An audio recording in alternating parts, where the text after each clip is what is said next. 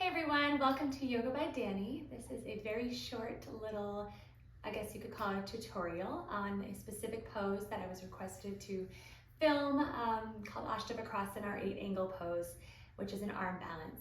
So I thought I'd just film that for you guys, the breakdown of it.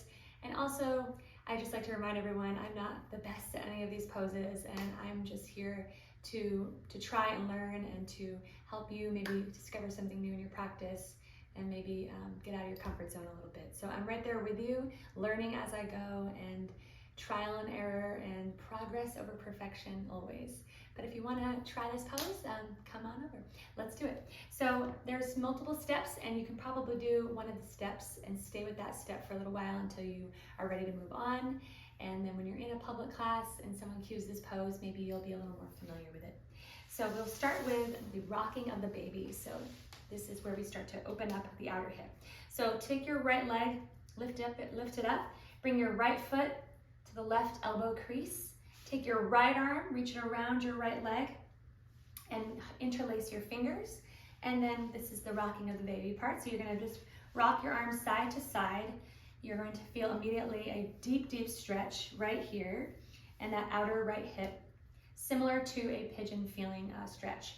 So piriformis, outer hip, a little bit of part of the hamstring, and flexing the right toes protects the right knee. So flex those toes and try to keep that ankle straight. You're welcome to stay here. This is its own posture, great for hip mobility and range of motion. Or if you feel like you've warmed up that hip and you want to progress to the next part, let go of the leg. And we're gonna take that right leg like we're putting on a backpack, like a strap of a bag, a tote bag or something. So your right leg is the strap of the bag. So you're gonna lift it up high on your right arm, close to your right shoulder, and it's going to naturally start to slide down when you let it go. So keep it up nice and high. And to bring some stability to this, bring your right hand right down on the floor and your left hand outside of your left leg. Now from here, your leg, as you notice mine slid down my arm, that's okay.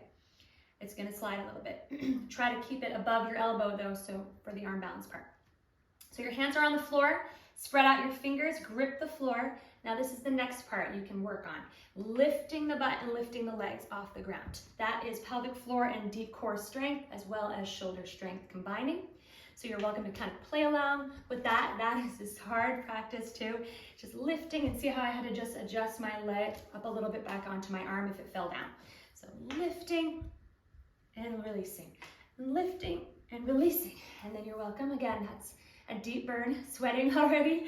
So you're welcome to stay with that. Or if you want to go to the fuller progression of the posture, you're going to lift, hook your ankles together, start to lean forward with your shoulders like chaturanga arms, squeeze your legs around your tricep and extend the legs out. And then release. So it's a hooking of the legs around that arm and a simultaneous leaning forward. Some people like to come into it with the ankles already crossed. That might work for you too, instead of having to bring that leg in when you're lifting, which is definitely a hard thing to do. So you could start out with the ankles crossed, bring that arm inside your legs. So your legs are already crossed. And then you're gonna lift, lean forward, not too far forward. A lot of people start to go like this, and then you have to lift up away from the floor. So it's about that 90-degree angle, just like chaturanga arms. So if you looked at it from the side, you wouldn't be down too low, pitching into the front of that shoulder. So it's more of that like shelf situation. So lift, hook, extension, lean forward. Again, eventually squeezing the legs around that arm. And that's good. And now, of course, we want to do the other side of that. So we repeat the same sequence on the other side. One side is always easier than another, but let's start it out. So taking your left leg, bring your left foot to your right elbow crease. You're going to hook that arm around. Some of us can't even get that foot to the crease of the elbow. That's also okay. In class, I see a lot of people kind of making their own little modification and just grabbing the foot and bringing it back and forth. Again, you're going to feel that same stretch and make sure you're protecting the knee by flexing the foot.